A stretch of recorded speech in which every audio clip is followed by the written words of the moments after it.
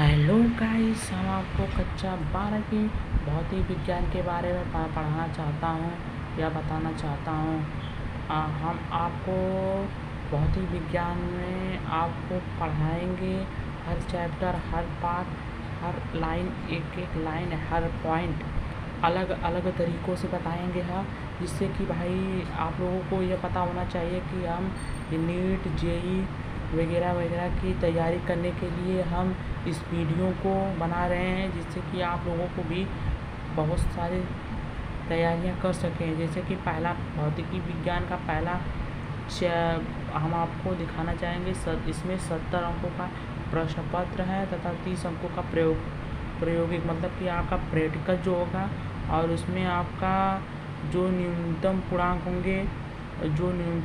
होंगे 10 + 23 + 10 = 33 नंबर, और खंड ख के शीर्ष में होंगे स्थिर विद्युतिकी, और दूसरा यूनिट होगा इकाई में धारा विद्युती, और तीसरा होगा धारा का चुंबकीय प्रभाव तथा चुंबकत्व, और चौथा होगा वैद्युत चुंबकीय तथा प्रेरण द्वारा वैद्युतीय चुंबकीय। तब उसके बाद होगा आपका अगला चैप्टर खंड ख का शीर्षक होंगे प्रकाश के द्रव, प्राकृतिक, परमाणु तथा नाभिक, इलेक्ट्रॉनिक। यही सब आपके चैप्टर होंगे। हम आपको चलते हैं पहला चैप्टर में, जो हम पहला चैप्टर के बारे में आपको बताएंगे। खंड ख का पहला चैप्टर इकाई 1 स्थिर वैद्युतिकी, कूलॉम का नियम तथा वैद्युत क्षेत्र के बारे में बताएंगे। पहला chapter Columbus law and electric field के बारे में हम बताएंगे। तो हम इसके बारे में बताएंगे, जैसे कि हम इसके बारे में हम अध्ययन और ग्रहण चर्चा करेंगे आपको। जैसे पहला है वैद्युत आवेश। इलेक्ट्रिक फील्ड क्या है? जब से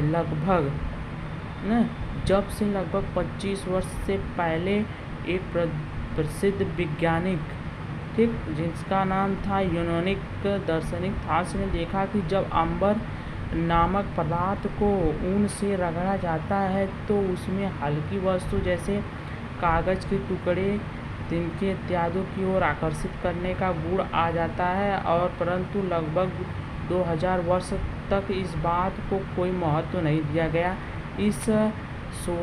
सन 1600 में इंग्लैंड के वैज्ञानिक गिलबर्ट ने प्रयोगों द्वारा पता लगाया कि आम्बर की भांति अनेक अन्य पदार्थ वह गुण करने का कार्य है, घर्षण करता है। इसके कारण इसमें प्राप्त होने का वैद्युतमय कहलाता है, तथा यह कारण है जिससे कि इसमें यह गुण उत्पन्न होता है उसे वैद्युत कहलाते हैं। किसी पदार्थ के वैद्युतमय हो जाने की क्रिया को हम क्या कहा जाते हैं? जैसे कि आवेश को ग्रहण कर लिया जाता है उसे वैद्युतमय आवेश कहते हैं।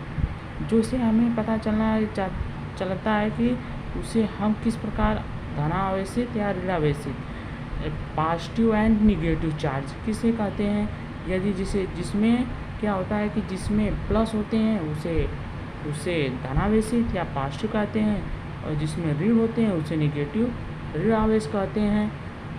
तो यदि हम कांच को रेशम से रगड़ते हैं तो उसमें इस प्रकार के अम्बुल नामक एक बिल्ली की खाल को रगड़ने पर उसमें क्या हो जाता है, अनेक प्रकार की छड़ों के द्वारा यह अम्बुक की छड़ बिल्ली की खाल से रगड़ा जाता है, तो दूसरी अम्बुस की छड़ को बिल्ली की खाल से रगड़ कर पहली उसके पास क्या करते हैं, उसके पास जाकर हम क्या करते हैं, लटकाया जाता है, तो वह छड़ अपने आप उत्पन्न हो जाता है। वैसे के कारण अम्बुर की खल को इस प्रकार से रगड़ा जाता है कि जिससे कि हमें अम्बुल नामक पदार्थ खाल, इसमें एक वैज्ञानिक थे।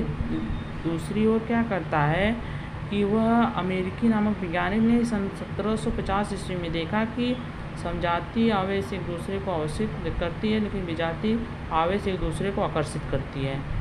तो इससे कि हम आपको यही बताएंगे कि तीसरा धनात्मक तथा ऋणात्मक आवेश वाहकों की परिकल्पना। Hypothesis of positive and negative charge carriers.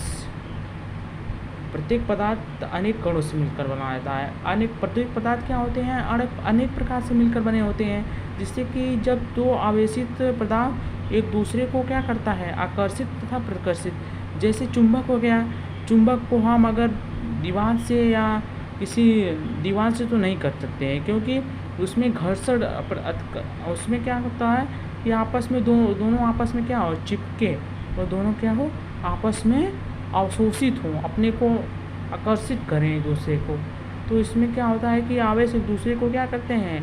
अवशोषित करते हैं। जब किसी पदार्थ को धन या ऋण कणों की संख्या बराबर होती है तो किसी कण पर पड़ने वाला एक दूसरे के प्रभाव को निष्फल कर देता है, तो वह पदार्थ क्या कहलाता है?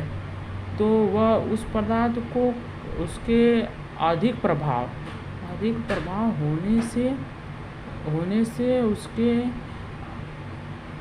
कणों को अधिक प्रभाव पड़ता है, जिससे कि उसमें अनेकों प्रकार की कण पाए जाते हैं। जो अनेकों प्रकार की कणें हमें समान क्रियाओं में पाए जाते हैं। अब देखिए इसमें हम पढ़ना, अब इसमें क्या दिया गया है कि इसमें दिया है कि इसमें देखा जा सकता है कि रेशम के क्या करते हैं? रगड़ते हैं। तो रगड़ने के बाद उसमें क्या होता है? दो संभावनाएं उत्पन्न होती हैं। रगड़ने पर कुछ धनात्मक कण पाए जाते हैं या तो कुछ ऋणात्मक कण पाए जाते हैं। तो इससे स्पष्ट होता है कि दशाओं को कांच की छड़ से रगड़ने पर वह धनावेशित होते हैं, जिससे कि ऋणावेशित भी हो जाते हैं। यह हमारी परिकल्पना कि पदार्थ का धन अथवा ऋण आवेश पर अवशोषित होता है।